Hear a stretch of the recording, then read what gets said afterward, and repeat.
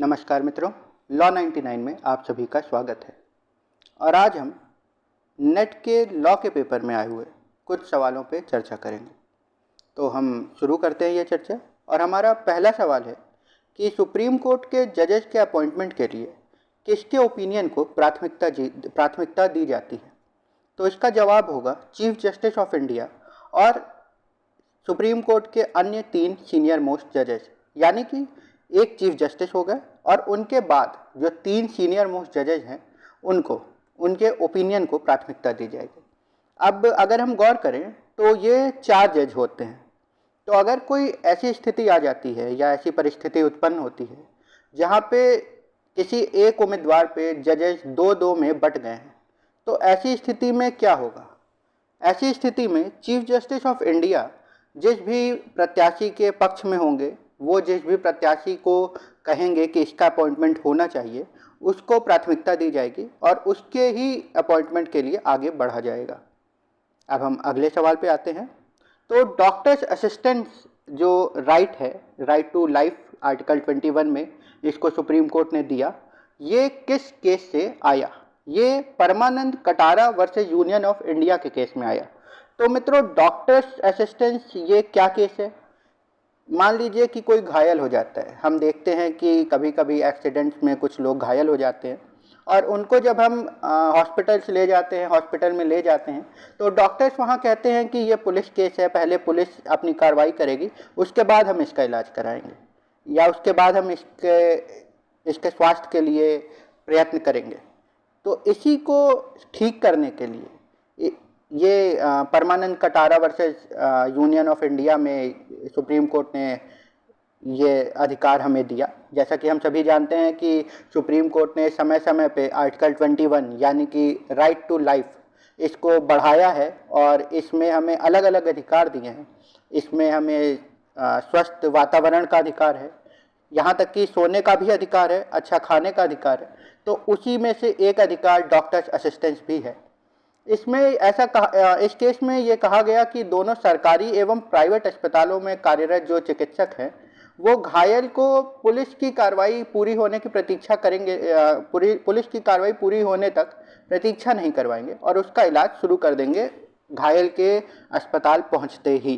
Police की कार्रवाई बाद में होती रहेगी।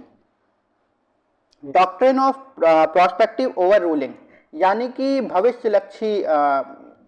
भविष्यलक्षी निर्णय जो होते हैं, ये किस केस में आया। तो ये आईसी गोलकनाथ के केस में आया, IC Golaknath versus state of Punjab. तो शंकरी प्रसाद बनाम भारत संघ और सज्जन सिंह बनाम भारत संघ का जो वाद था, उसमें कहा गया कि मूल अधिकारों में संशोधन किया जा सकता है, लेकिन आईसी गोलकनाथ बनाम पंजाब राज्य का जो केस था, इसमें कहा गया कि मूल अधिकारों का संशोधन नहीं किया जा सकता। और इसी वाद में उच्चतम न्यायालय ने भविष्यलक्षी निर्णयों का सिद्धांत भी प्रतिपादित किया है। अब हम आगे बढ़ते हैं और अगला सवाल देखते हैं। तो अगला सवाल है कि पार्ट 4A ये भारत के संविधान में किस अमेंडमेंट एक्ट से जुड़ा है। तो ये 47 अमेंडमेंट एक्ट से पार्ट 4A भारत के संविधान में जुड़ा है। मूल कर्तव्य संविधान के भाग 4.1 में है और इन्हें स्वर्ण सिंह समिति के सिफारिश पे जोड़ा गया है। ये संयुक्त सोवियत संघ से लिया गया है, यानी कि रूस से लिया गया है। अब हम आगे बढ़ेंगे और अगला सवाल देखेंगे। 5वां सवाल हमारा, जॉन ऑस्टिन ने जूरिस्प्रूडेंस को क्या कहा।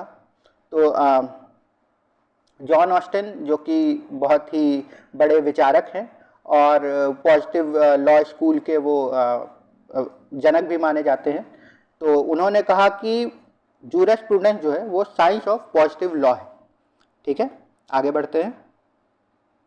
हार्ट फुलर कंट्रोवर्सी जूरिस्प्रूडेंस की बहुत ही फेमस कंट्रोवर्सी है।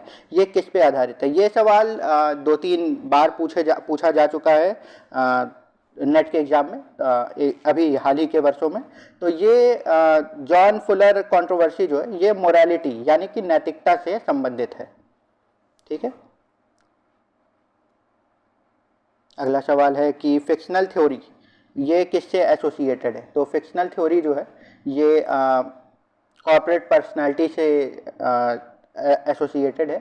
परिकल्पना सिद्धांत भी कहते हैं इसको। इसका तात्पर्य है कि निगमित व्यक्तित्व एक विधिक कल्पना मात्र है जिसका प्रमुख उद्देश्य एकता लाना है। ठीक है, फिक्शनल थ्योरी यानी कि परिकल्पना सिद्धांत, ये किससे एसोसिएटेड है? ये कॉर्पोरेट पर्सनालिटी से एसोसिएटेड है। और जॉन ऑस्टिन ने लॉ के लिए क्या कहा? फिर से जॉन ऑस्टिन ने लॉ को कहा कि लॉ कमांड ऑफ सॉवरेन है। ठीक है, जॉन ऑस्टिन को इंग्लिश विधि शास्त्र का जनक भी माना जाता है। हमने पहले देखा कि पॉजिटिव लॉ के भी ये जनक हैं और इंग्लिश विधि शास्त्र के भी ये जनक हैं। ठीक है,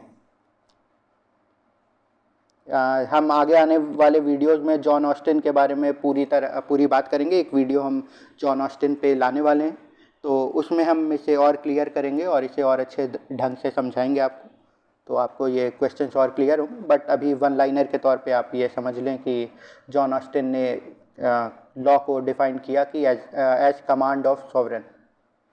ठीक है, स्टिम्सन डॉक्ट्रिन किससे एसोसिएटेड है? डॉक्ट्रिन ऑफ नॉन रिकॉग्नाइजेशन से। और अगला सवाल और हमारा आखिरी सवाल, हम 10-10 सवाल की सीरीज एक ला रहे हैं ताकि पढ़ने में आसानी हो और आप याद भी रखें, क्योंकि अगर हम 10 सवाल भी एक दिन में तैयार करते हैं तो मेरे ख्याल से हम बहुत आगे जा सकते हैं और बहुत कुछ तैयार कर सकते हैं बहुत आसानी से। The international committee of red cross, इसके फाउंडर हैं हेनरी डनेट। तो रेड क्रॉस एक अंतर्राष्ट्रीय संस्था है जिसको मानवीय जिंदगी व सेहत को बचाने के लिए बनाया गया है। इसकी स्थापना 1986 में हुई थी और हेनरी ड्यूनेट ने जेनेवा में इसकी स्थापना की थी। तो आज के लिए इतना ही, हम आपसे फिर मिलेंगे लॉ 99 पे। बहुत बहुत धन्यवाद। अपनी तैयारी अच्छे से करें, फिर से एग्ज़ाम दिसंबर में होंगे, तो हम अगर अभी से लग जाएं तो बहुत मुश्किल नहीं है नेट या जेआरएफ क्वालिफाई करना। बहुत बहुत धन्यवाद।